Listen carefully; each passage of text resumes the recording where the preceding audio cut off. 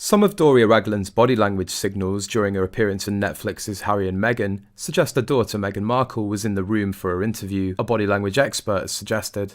Things broke out after Doria's crying scene was broadcast.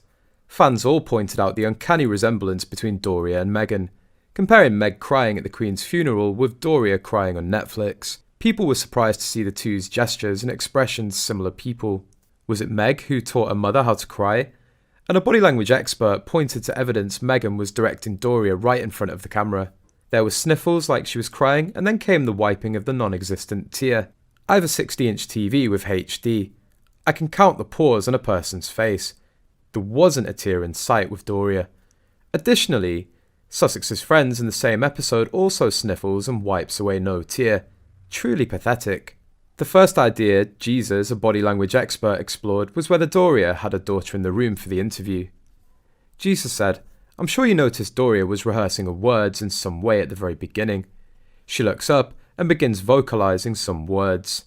We can't possibly know what she was saying at that moment. The gesture that I wanted to point out was when she looked to her left, which she doesn't do at any other point, and she smiles, so maybe Meghan was right next to her. In this case, she starts with her head towards the interviewer. That's nice, she's willing to be there. After just answering, 'My name is Doria and the last 5 years have been challenging,' she pulls her head back. Her head is backward, it's a bit resistant. It's just one signal, but maybe she's a bit camera shy. And the other thing is the rapid blinking when she says, 'The last 5 years have been challenging.' The next clip Jesus watches is when Doria says, 'I'm ready to have my voice heard, that's for sure. A little bit of my experience, as a mum.' This moment we have several signals of her being nervous. Notice that she tries to fit herself in the seat. She has a couple of signal shoulder shrugs. Her left should go up and down. When she says a little bit of my experience, as a mum, she looked to one side, the left, in the same direction as her mum, referring to Meghan. It was highly likely Meghan was standing beside the camera and lighting crew. These signals of nervousness, it's important to take them into account, because if someone's nervous, that's a filter we have to use when we watch the following clips. Jesus moved on to the next question Doria was asked. Do you remember when Meg told you she was dating Harry? This is a simple question, and notices how she looks to her left. It's way to her left, not like we've seen before.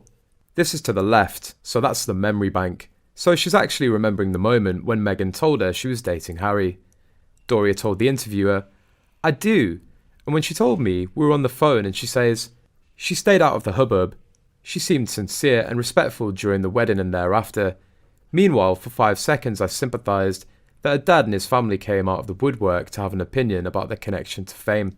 She seemed the counter and maybe would guide a relentless and abhorrent daughter to understand that she's a narcissist that needs to chill. That changed when I thought that this woman was just behaving so she too could be in good graces of the devil.